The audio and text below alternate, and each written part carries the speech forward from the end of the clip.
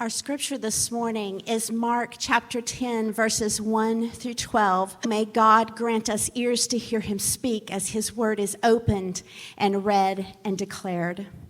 Mark 10, verses 1 through 12. And he left there and went to the region of Judea and beyond the Jordan. And crowds gathered to him again and again, as was his custom, he taught them. And Pharisees came up, and in order to test him, asked, "Is it lawful for a man to divorce his wife?" He answered them, "What did Moses command you?" They said, "Moses allowed a man to write a certificate of divorce and send her away." And Jesus said to them, "Because of the hardness of your heart, he wrote you this commandment. But from the beginning of creation, God made them male and female. Therefore, a man shall leave his father and mother and hold fast to his wife, and the two shall become one flesh. So they are no longer two, but one flesh.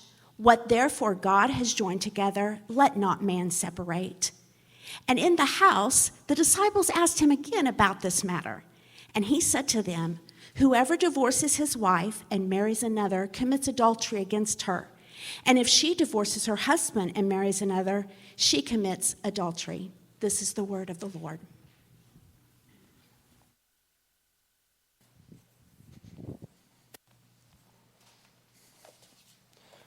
Well, it's so good to be with you all during this whole thing.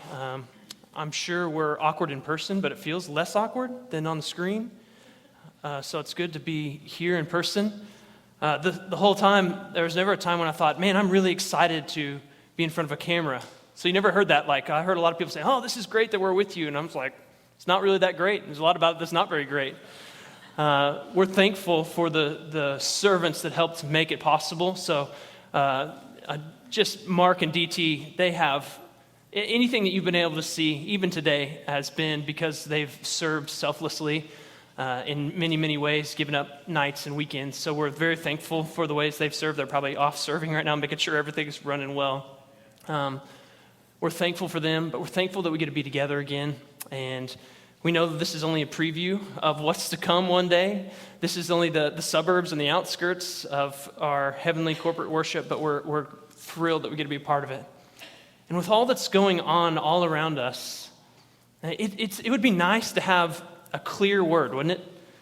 Including this pandemic, it'd be nice to have here's the source I can turn to that's going to give me some clarity on this issue, that has some authority to speak with some actual knowledge from all sorts of different places, that doesn't have some sort of angle, but can speak a clear word, an authoritative word. I've noticed over and over again, it would be really nice to have this source of information I can go to for some clarity, to figure out what's going on. Now, I know that wouldn't take the difficulty out of everything that's going on, but would it help direct us in good ways? The reality is that we just can't do that. On our text this morning, it would be really, really good if we had a clear word on some issues that are really, really tough. Right? The issue of marriage and divorce, remarriage, these are really significant things. It would be really nice if we had a clear word. It'd be really nice if we had an authority to speak so that we could turn to and listen, so that we could be directed and guided in the right kind of ways, knowing and trusting the voice that we're hearing from as both clear and authoritative. The reality is that God has been kind enough to give us just that. Mark has written down for us this text from Jesus that gives us a clear word on marriage and divorce. And don't we need a clear word? And it is devastated. It's been some good, and it's brought a lot of devastation as well. All the shrapnel from marriage and divorce and remarriage, it's still flying all around us. And there's probably not one person that's not affected by all these things. Wouldn't it be nice to listen to one who has clarity? Wouldn't it be nice to listen to one who has authority? And Mark has shown us Christ, this authority, the Son of God. And Jesus gives a clear and authoritative word. And he points all disciples who have ears to hear to recognize the goodness of God and his design of marriage. So these clear and authoritative words, they don't take the difficulty out of all that surrounds marriage and divorce and remarriage. And by no means is the difficulty removed, but at least we have a place to turn to and say, here's one who's spoken clearly, here's one who's spoken authoritatively, here's one we can listen to guide us and direct us in the right kind of ways. We can trust him.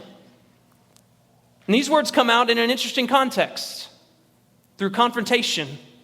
It's interesting how God often uses confrontation and things that are difficult to give us really good things, really good gifts. And here's one.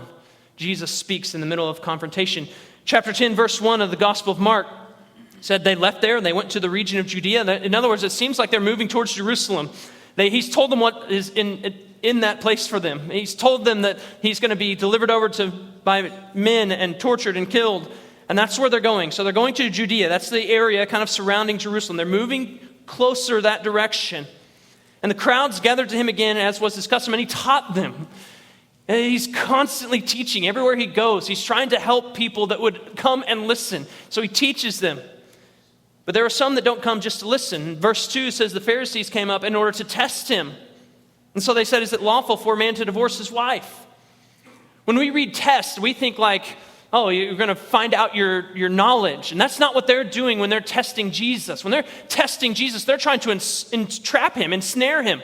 They're trying to bring him down. They did the same thing in chapter 8, verse 11. They tested him.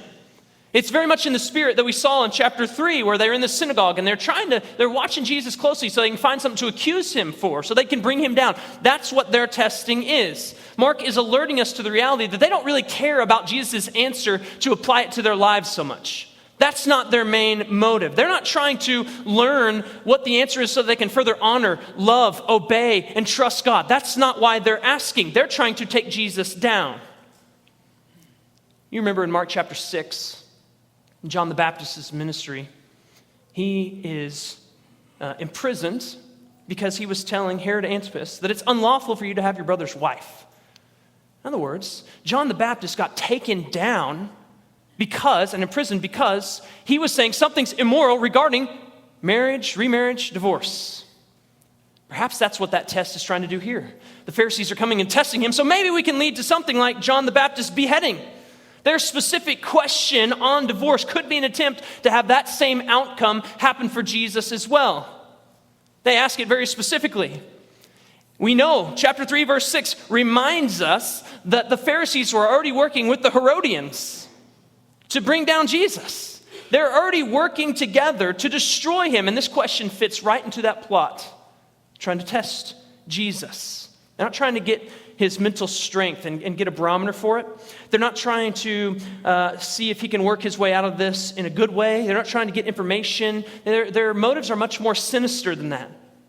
And so they bring up this topic of divorce. It's a debatable topic among the Pharisees. Divorce was hotly debated in some camps. Perhaps they thought, even if Jesus isn't beheaded like John, maybe we can get him alienated from at least another big group so that we can have more dislike and unpopularity happen for Jesus, because that's clearly what they want. So they want to make him less popular with whatever view he sides on. That's what they want. Now, in this debate that was ongoing between even the Pharisees, there was no debate on the lawfulness of divorce. There was widespread acceptance on the lawfulness of divorce, and that was based on Deuteronomy chapter 24. Deuteronomy chapter 24, it says, when a man takes a wife and marries her, and if then she finds no favor in his eyes because he has found some indecency in her, and he writes her a certificate of divorce and puts in her hand and sends her out of his house, and she departs out of his house, and if she goes and becomes another man's wife, and the latter man hates her and writes her a certificate of divorce and puts it in her hand and sends her out of his house, or if the latter man dies who took her to be with his wife, then her former husband who sent her away may not take her again to be his wife after she has been defiled. For that is an abomination before the Lord, and you shall not bring sin upon the land that the Lord your God is giving you for an inheritance. So right there, Deuteronomy 24, there's this law about divorce and even some remarriage there. In other words, the law is written, and it is assuming, Deuteronomy 24 is assuming divorce. And so the debate is not up with the Pharisees on the lawfulness of divorce. They're settled there. They're fine there. The debate is on the grounds of divorce, on the why of divorce. And so that's why they asked Jesus. In the parallel passage in Matthew chapter 19, verse 3, this kind of gets a little bit more at the heart of their question. Mark doesn't include this, but it's certainly there in their intent. They said, should we get a divorce for any cause, any reason? That's what they're getting at with their question. It's not just about divorce, like can you get, it's about for any reason. The debate is about the interpretation of Deuteronomy 24. Verse 1 in Deuteronomy 24 says that man could divorce for some indecency, something shameful, something displeasing. And the debate is about, well, what's that? What is that phrase? What does that mean? And there are two camps, essentially, two dominant camps among the Pharisees and among the Jews at the time. The conservative camp would say that something morally shameful would be like adultery or an absolute failure to keep the law of God. It'd be like a morally shameful thing. Now, there was another camp that was a more moderate camp. They thought, yeah, sure, something morally shameful, but it could also be anything displeasing, anything that would be embarrassing, anything that would be even annoying. So when they come and when Matthew says in 19:3 that it's for any cause, that's really the heart of their question. The Mishnah, which is the authoritative for them Jewish oral tradition that was passed down, here's what it said on divorce. It said that he may divorce her even if she spoiled a dish for him. That was from the moderate camp. So even if a woman had spoiled a dish, anything annoying, anything displeasing, they could get a certificate of divorce from their husband. That was the dominant camp of the day. That was what was written in their oral tradition, written down for them, and that was the stronger camp. And so when they ask this question, we're seeing this question through our cultural eyes. You have to see it through these eyes that are going on. Two dominant camps, and here's the one that's primarily moving forward at the time. Any reason, any cause, anything displeasing, anything annoying, write her a certificate of divorce. So all of this, differing views, political tension possibly. They're trying to stir up the Herodians and maybe get Herod's gaze to come on Jesus, to take him out. The religious pressure to fit on one side or another. The theological questions surrounding this. All of those are staring down the barrel at Jesus when he's asked this question. And that's where we get to see Jesus' brilliance, his perfection at work. His goodness and his authority as he responds clearly to his opponents.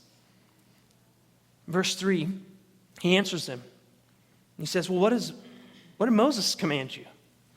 Doesn't turn them to their views. He doesn't say, what does the Mishnah say? He says, what does Moses command? Verse 4, they said, well, Moses allowed a man to write a certificate of divorce and to send her away.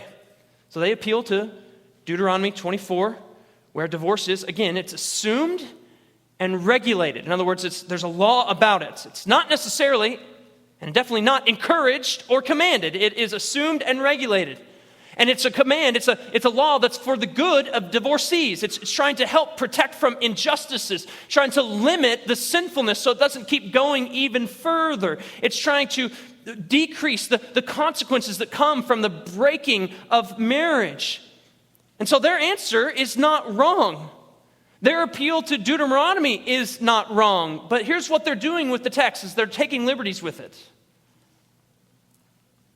One author says it well, I think, when he says, what was intended to be a barrier against license, some of the Pharisees had turned into a bridge to easy divorce.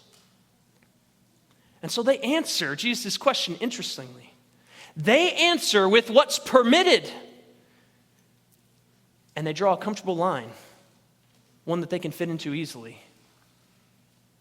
They're not thinking, where's the line so I can be as holy as possible? They're thinking, where's the line so I can fit comfortably into it?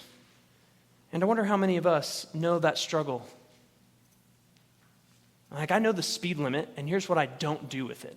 I almost never say the speed limit's 65, I'll go 63. Most of the time, I'll say the speed limit's 65. That allows me to go 67. Because I don't want to be a legalist, so I don't have to go 65, right? But notice that I've noticed that my sinful heart will always go in the direction that I want it to. I'll make the line comfortable for where I'm at with it, not for the letter of the law. And so I work it in ways that work out well for me, and then I get mad at someone that's going under the speed limit that I have to pass. And here's the thing, is that we like to obey on our terms and then somehow try to figure out how to slap God's approval on that, if we can. We're like the Pharisees in that way. It's why we like to look for lines. We want to know how far we can go so that we don't really mess it up, but we don't want to know, how can we be holy? How can we honor God? How can we love him with all of our heart? We want to know, how far can we go and not disobey? And in doing this, what we're doing is we're taking the law of God, his word, and we're separating it from his character, something that we should not do.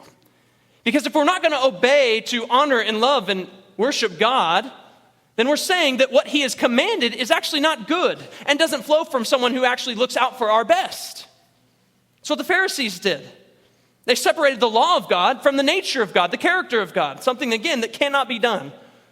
They're saying, we'll just obey what we want to, fit comfortably in there, not because we want to love and honor God. In other words, they're not seeing him as good and holy and righteous.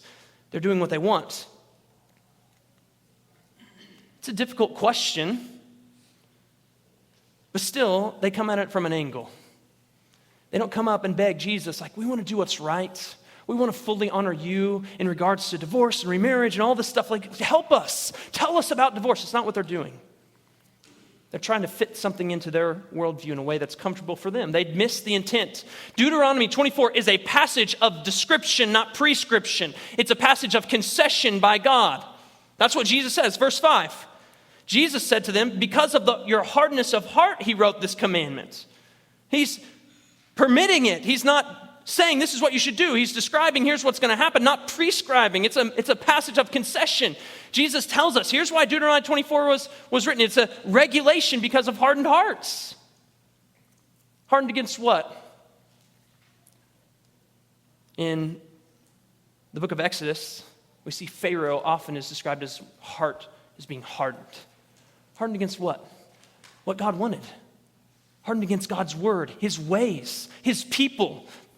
In Psalm 95, they said, don't harden your hearts, Israelites, as they did at Meribah. Their hearts were hard. What were they hard against? They were hard against the Lord, against his words, against his ways.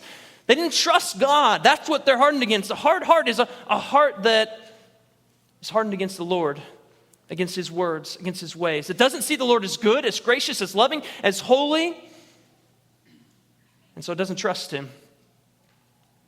But Jesus doesn't say, hey, this was written for those past Israelites' hardened hearts. That's true, right? He doesn't say that. He makes them own it. Your hardness of heart. He assumes that there's this ongoing sin nature, this ongoing sin problem that has affected all hearts that is making them hard in some ways. Hardened hearts then are not some sort of past problem that we're done with and we can move on from. They're present. They're in us. They haven't gone away by excessive rabbinical teaching, we've increased a lot in our knowledge of the world up until this day of the Pharisees, and so hardened hearts have been kind of taken out because we know the heart doesn't actually get hard. It pumps, Heart is the same. It's sinful. It's hard.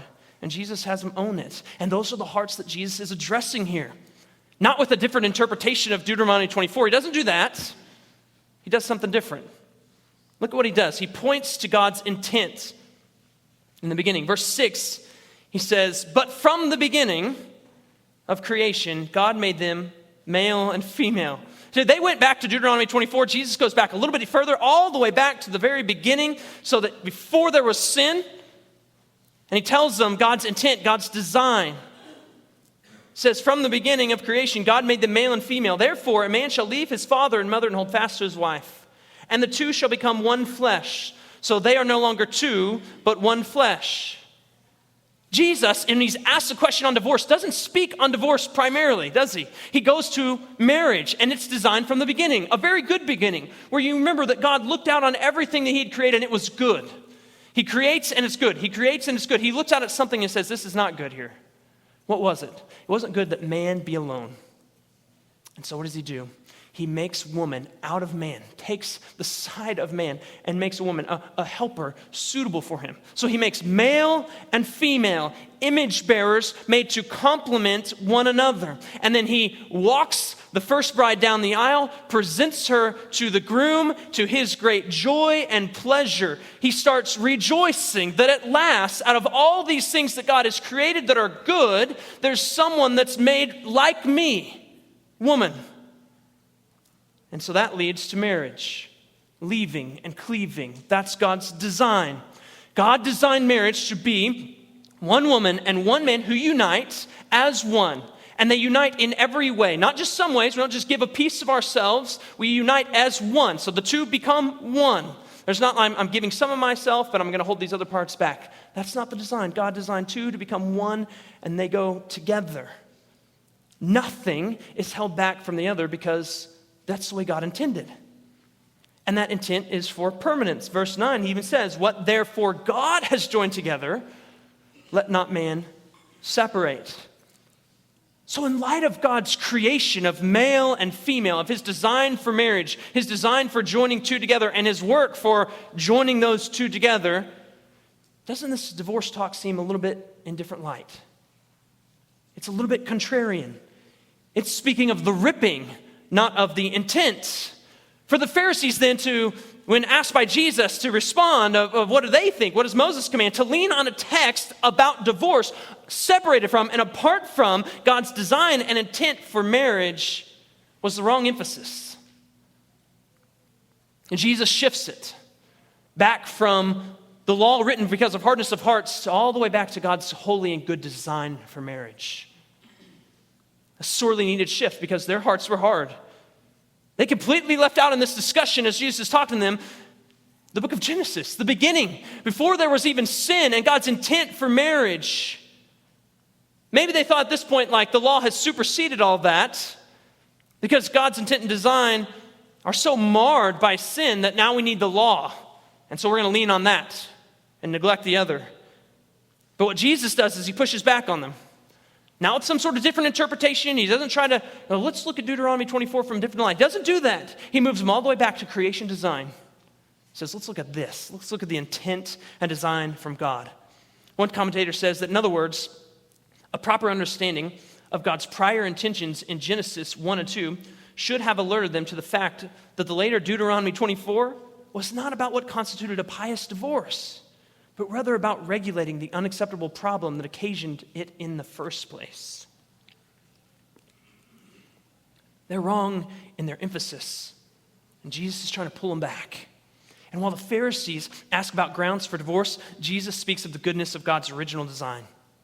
Sin-hardened hearts can so easily miss God's good design and just look for other things and find them, and then they want to talk about those other things. The Pharisees, they want to talk divorce. Jesus wants to talk marriage and its design. They want to talk about what's permitted. Jesus wants to talk about permanence. They want to look at the limits and the line and draw it in comfortable places for them. Jesus wants to look at the goodness of the beauty and the beauty of God's good design in the beginning. This is a different focus, a different emphasis. And the way they're acting, the way they're emphasizing things, we can still miss what they miss and miss the original intent and design. Think about this. What rushes into your head when you think of marriage and divorce? What comes to your mind?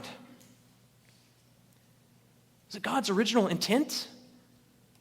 My guess is that what comes up is all sorts of memories, millions of them all at the same time, right? And we're just trying to pick out which one we can think about. Some of them are good. Some of them are horrible. And some of you think back on some of the trauma that's happened in your life. Or you think in your own marriage of the many imperfections that exist there. And if we look to the past, all of us could probably find all of those things in our past regarding marriage and divorce. Whether you're married, not married, or whatever. You're going to find all of those things.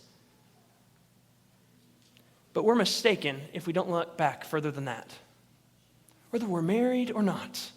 When we think about marriage, we don't look back even further than all of our memories, all the way back to the good beginning, then we miss out on God's goodness and his design. If we don't look all the way back to the beginning, we miss the foundational piece, the piece that Jesus wants to build on. When he's talking about marriage and divorce, what does he take them? The foundation, the design and intent from God. And God's good design is important to us. It matters because it points us to a good creator God. That's why, in the book of Hebrews, it says in chapter 13 to let marriage be held in honor among all. It wasn't a command for the married people. It was a command for everybody. Why? Because God designed marriage. And we think he designed it good. And so his design of marriage and the way marriage works not only points to a marriage specifically, but it points to God. So everybody's invested in this. It matters to everybody what God did here because it's reflecting his goodness and his design. It reflects his glory, his grace. And so when we think about marriage, we have to think about that design and the goodness of God. Yes, it's right for us to consider the fall and sin nature and to not ignore the past as part of our story in all this, but we need to look back even further than our past and not neglect the good design and creation from God. Now, here's what's obvious to everybody. is that once we do that, that doesn't take the difficulty out of whatever we're in right now. It doesn't take away all that rush of memories that comes to your mind of trauma or imperfections. It doesn't take any of that away. So that's why I'm thankful that Jesus speaks a little bit further to people that aren't trying to test him and bring him down. In verse 10, he's with his disciples. And his disciples are asking him further about this matter. And in verse 11, he says, well, whoever divorces his wife and marries another commits adultery against her. And if she divorces her husband and marries another, she commits adultery. Jesus doesn't lower the bar like, well, I'm glad we're through with the test of the Pharisees, so now I'm with you, like, I'll really tell you what's going on. Like, no, the standard is super high still. Because remember, Jesus is working off the foundational piece of marriage's design from the beginning before there was sin that has messed it up. And he's trying to carry that good design out in present life and have his disciples do the exact same thing. And so he says, one who divorces and remarries is committing adultery. Now in Matthew 19, the parallel passage, Jesus gives an exception clause. He says, if anyone divorces and remarries, commits adultery, except in the case of sexual immorality. And to this, I think Paul adds in 1 Corinthians 7, the case of abandonment by an unbelieving spouse. But remember the background here, that most of them approved of divorce for any reason, any cause. Even if she spoiled some food, we can divorce and move on. But Jesus is combating that kind of thing in his answer here. He's combating that kind of thing with his disciples. Can you divorce for any reason? Jesus is saying, no, if you divorce and remarry, that's adultery. He's combating not just that one exception that he gave in Matthew 19. He's combating this for any cause. Because he knows that hard hearts can and will look for any reasons to get their way. And if there is a reason, they will take it. It will be used. And so Jesus addresses and calls disciples to holiness by warning them of divorce just for any old reason, that can lead to remarriage, it just leads to adultery. I mean, all these things are in here, and he upholds this high standard. The priority for Jesus is changing the playing field where any old reason isn't a category at all. And instead, we take as the foundational piece God's design for marriage and its goodness from the beginning. The intended design of marriage is a design of permanence, cutting off avenues for seeking out something else. That was from the beginning, before there was sin. And so Jesus' answer here is sobering and seems very hard. But it shouldn't be surprising. And Jesus has already called his disciples, deny yourselves, take up your cross, die. If you're going to follow me, come and die.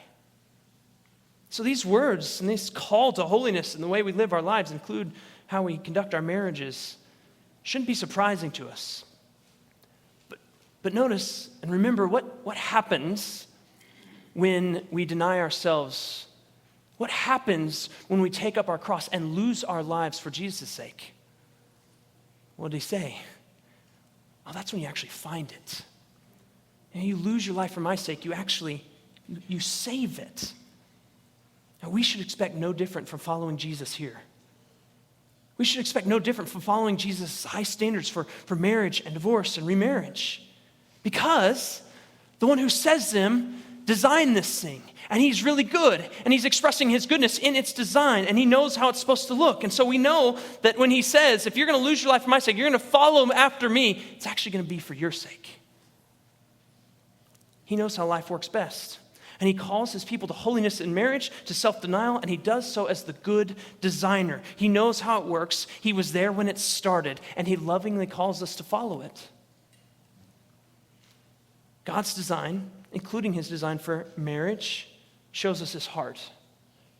And not just his heart for marriage, shows us his heart, his goodness, his graciousness. And his heart is good enough to seek and save those who are lost. His heart is good enough to come to heal the sick, those who are broken and wounded. He comes after them. Maybe they're broken and wounded and sick from marriage and divorce and remarriage, and the Savior has come. That's how good he is.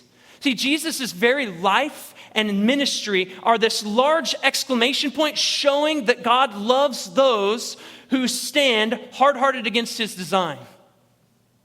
He loves those enough who even kick against his goodness in any and every way. He loves us enough to have people come to him having sinned regarding marriage, divorce, and remarriage. And he has come in the middle of all of that.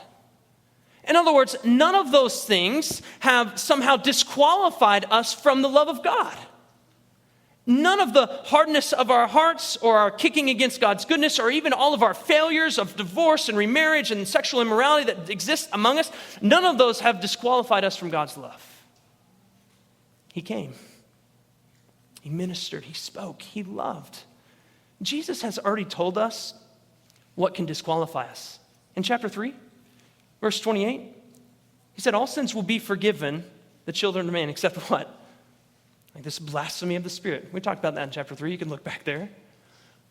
All sins will be forgiven the children of man, except, there's an exception clause, but look what's before it. All sins will be forgiven the children of man. There's not one sin that Jesus says, well, now this disqualifies you. So whenever we bring up our past into all of this that Jesus is talking about in this high call to holiness and deny yourself, and here's what it looks like, we're not disqualified by what we bring in. All sin will be forgiven the children of man. Hard-heartedness, sins in marriage, divorce, remarriage aren't the unforgivable sin. So there's no need to wear some sort of proverbial scarlet letter A or any sin around, so long as we'll take all that we have to the one who can wash all of our crimson stains white as snow. And the one who can do that, who is willing to do that, who died to do that, is one worth trusting. He's good. Let's recognize the goodness of God's good design of marriage. Let's know that it reflects his goodness. And as we recognize that, let's fold our lives under his good design. He can be trusted. He's good. Would you join me in prayer? Father, this is a difficult text. And we have hard hearts, and so we need your mercy to help us. Thank you for being a merciful God. Thank you for loving us and giving us your word to instruct and direct us. We needed a clear and authoritative word, and you have given it. Would you help us to follow it? Would you bless the reading and teaching and hearing and receiving of your word this morning? It's in Christ.